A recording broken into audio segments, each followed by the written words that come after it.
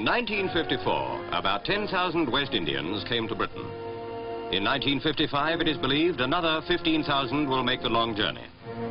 Already their coming has caused a national controversy, but one point must always be borne in mind. Whatever our feelings, we cannot deny them entry, for all are British citizens and, as such, are entitled to the identical rights of any member of the Empire. Now the end of their journey is near. What will they find in the land they regard as an El Dorado? Somerleyton Road houses many of the 3,500 immigrants who have settled in Plymouth. Not exactly the paradise so many expected.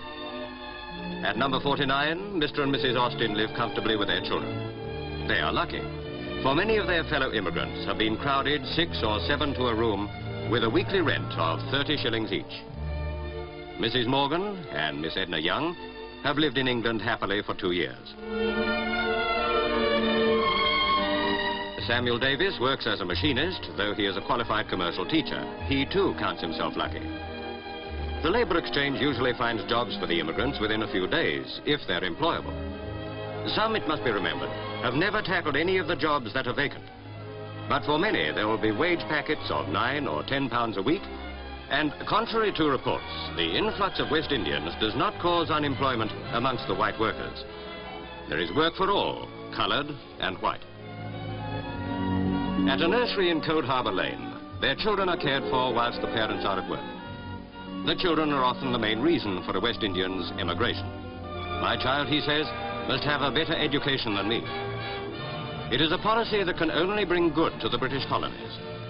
A plea for controlled immigration was taken to the Colonial Office by Lambeth's Mayor, Councillor White. There is an acute housing problem in the borough. 10,000 are on the waiting list, and naturally, a further Jamaican influx is not favoured. When interviewed by our reporter, the Mayor put forward an answer to the problem. First and foremost, of course, is the long-term policy that ultimately will have to be adopted. And that is the development of the West Indies themselves, because that is the only answer to this particular problem. The West Indies, the travel brochures tell one, are gay, sunlit islands, a tourist's paradise. The West Indian who works in the sugar plantations for a few shillings a day thinks differently. True, his music is gay and his homeland sunny, but hundreds of his friends have no work and there is no dole.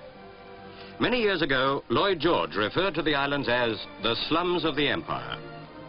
The ramshackle, overcrowded houses tell why.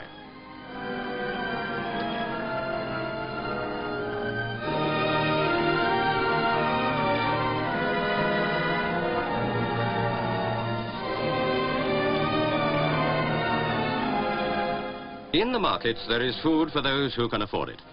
For those who cannot, Britain seems to provide an answer. Eagerly, they borrow their £80 fare. The market in Brixton is, for them, a happier place than a market in the tourist's paradise they have left. Much of the outcry against the immigrants arises from the colour bar, which legally does not exist in Britain.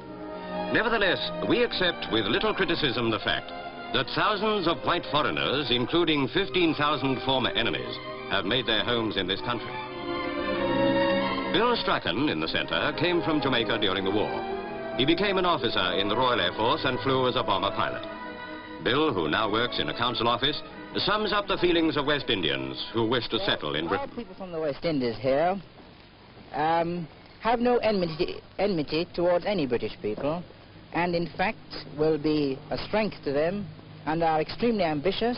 I can assure trade unionists that there will be no problem of them undercutting trade unionists, and I can assure them that they will help in the cultural life in this country, and every attempt on their part is at social integration and being completely happy and cooperative with the British people. We don't want any special privileges or anything more than any other British worker has in this country. A pathetic sight. Yet they ask no pity from us, only that we respect that all human beings are born free and equal in dignity and rights. Does the answer to these Britishers' problems lie in Britain or in the West Indies? And yet perhaps, if we dig deep enough, we may find the solution hidden within the conscience of us all.